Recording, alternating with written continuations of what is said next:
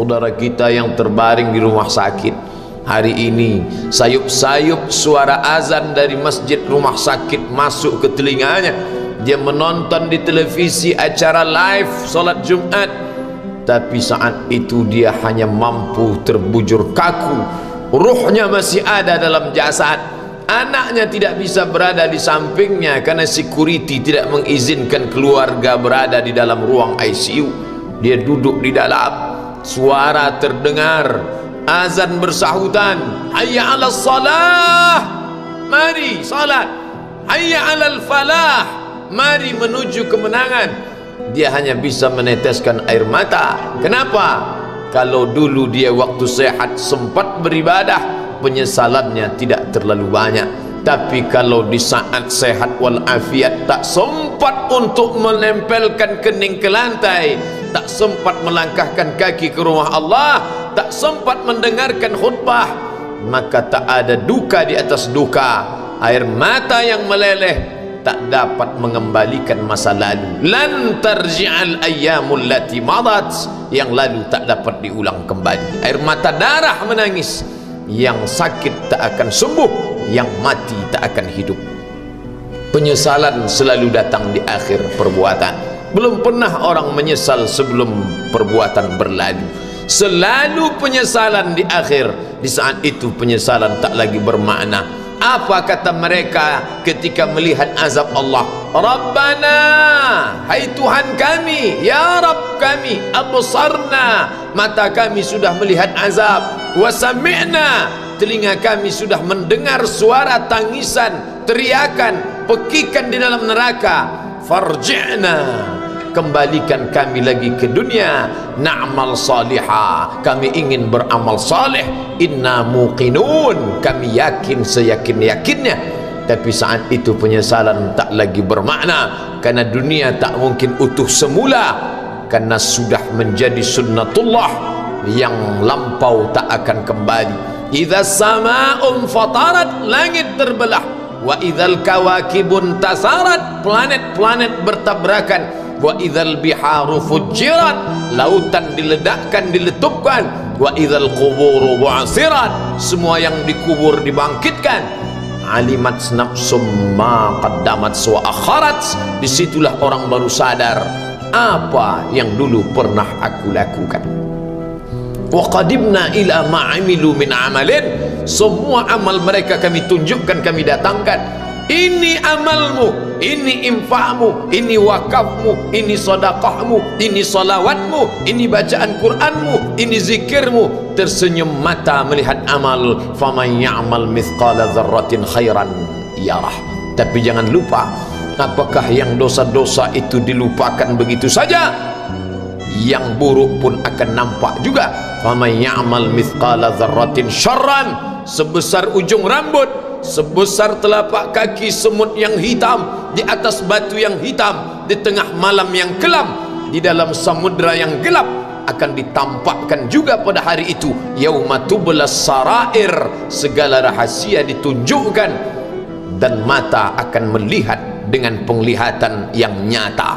Mulut tidak lagi bisa menjawab. Al-yauma nakhtimu ala afwahihim, hari itu mulut kami kunci, karena mulut itu yang dulu pandai mencari-cari alasan, bersilat lidah, maka hari itu lidah dikunci. Wa tukallimuna aydihim, tangan mereka kami buat bicara. Wa tashhadu arjuluhum, kaki bersaksi. Apa yang akan dibicarakan tangan, apa yang akan dipersaksikan kaki. Bima kanu yaksibun, semua yang pernah dilakukan di masa yang lalu. Berapa atasanmu sanggup memberi gaji sehingga begitu enteng kau tinggalkan solatmu? Apa yang dijanjikan istrimu sehingga begitu enteng kau berikan yang haram, hanya rayuan sesaat, padahal dia pun akan meninggalkanmu sebelum masa tua tiba?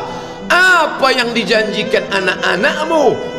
Ayah, kami akan menjagamu di hari tuamu nanti, maka berikan kami yang kami inginkan, belikan kami rumah yang besar, belikan kami kendaraan yang mewah, nanti setelah hari tua kami akan menjagamu, kata mereka. Tapi setelah kita tua, dosa-dosa begitu banyak terkumpul, mereka pun meninggalkan kita di panti jompo yang penuh dengan kesunyian, hening, sepi, suara cucu tak terdengar menangis, karena mereka pun malu mengakui kita sebagai orang tua. Suapkanlah yang haram ke mulut mereka, berikanlah yang batil ke dalam perut mereka, itu hanya akan menjadi azab di dunia sebelum hari kiamat tiba.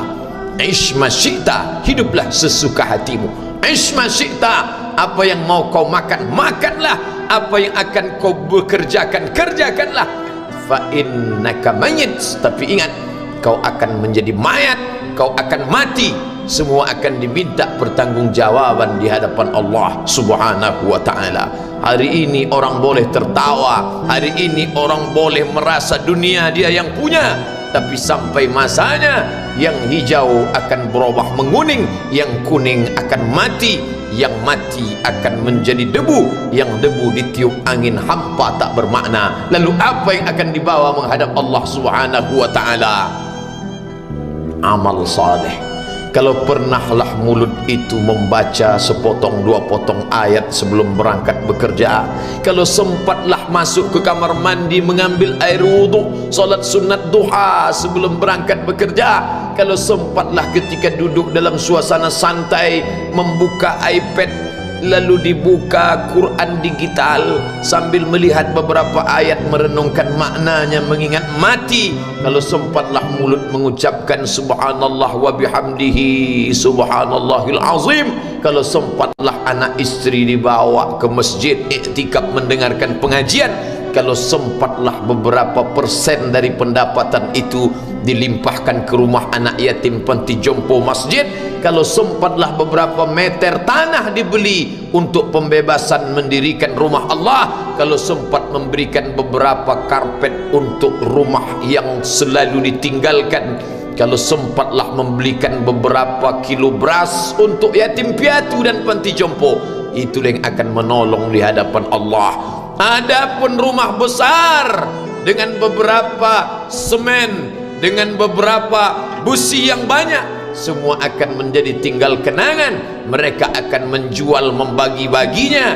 Tanah yang dulu harganya semeter 100.000 sekarang sudah menjadi 5 juta. Mereka akan bagi-bagi itu semua kepada ahli waris. Lalu kita hanya membawa 3 helai kain tipis yang tidak berjahit, dan itu semua menjadi milik orang. Kalau dulu mereka kita didik dengan pendidikan yang baik, di tengah malam mereka bangun menetes air matanya, lalu dia berdoa, Rabbighfirli wa liwalidayya warhamhuma kama rabbayani shaghira, seperti tetesan embun di tengah gurun Sahara yang panas.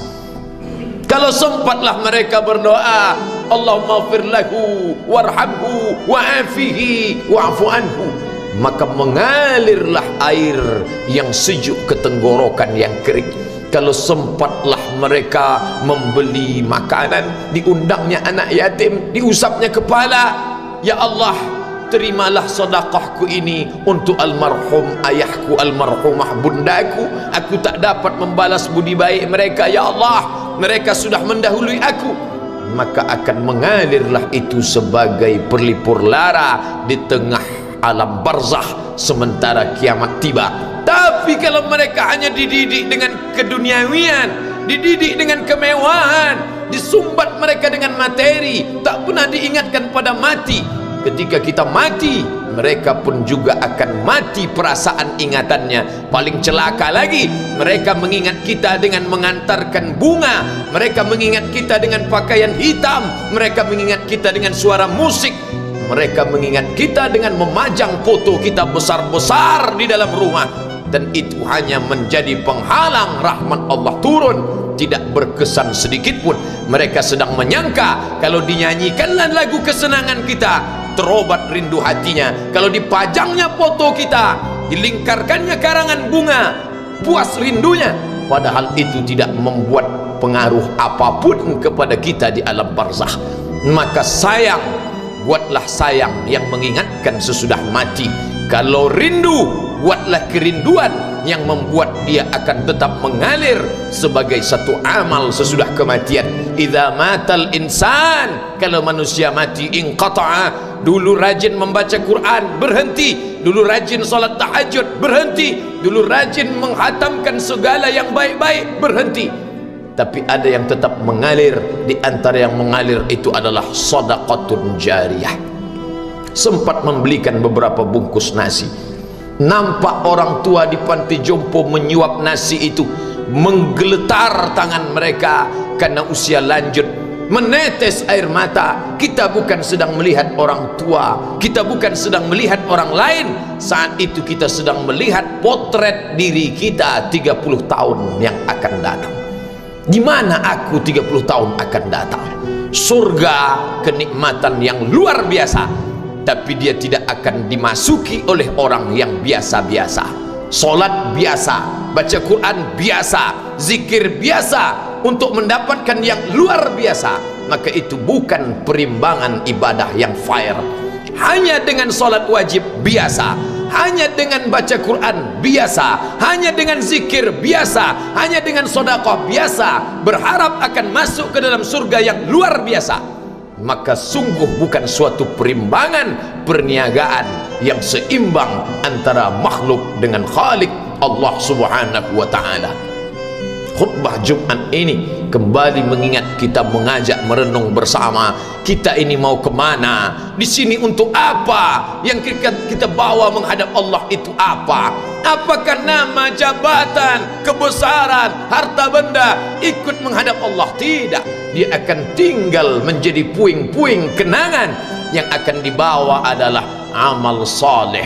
Makanya kita selalu berdoa selesai wudu, Allahumma ja'alni minat tawabin waj'alni minal mutatahhirin, ditutup dengan waj'alni min ibadikas salihin, karena orang yang soleh lah yang selamat dari kerugian, yang lain rugi. Innal insan, semua manusia, lafi khusrin, rugi. Yang kaya rugi, yang punya kuasa rugi, yang ganteng rugi, yang punya anak rugi, yang punya istri rugi.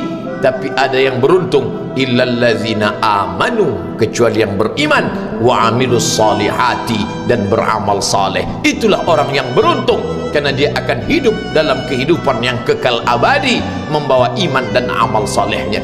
Kalau sampai hari ini masih bersemayam di dalam diri kita, mari kita jaga, dan kita berharap kepada Allah husnuzan, Allah menutup usia kita ini dengan husnul khatimah.